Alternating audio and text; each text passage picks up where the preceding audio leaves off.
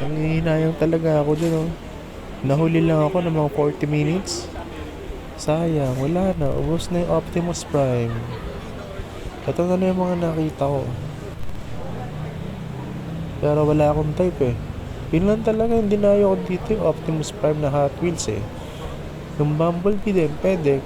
Kaya lang, parang tingin ko iba yung case dito eh. Wala na yata sa mas bago. Pero, yun lang.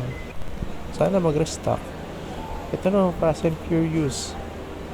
Yung Mario, pinag-isipan ko kung kunin ko. Kaya lang, 649 pala. Wag na lang. Sayang yung ano eh. Basta, meron naman akong Mario Kart eh. Ito, sayang to. Ang laki na ito. Kapresyo rin ng ano. Ng Tamiya 4-wheel drive. Yung nilalagyan ng motor.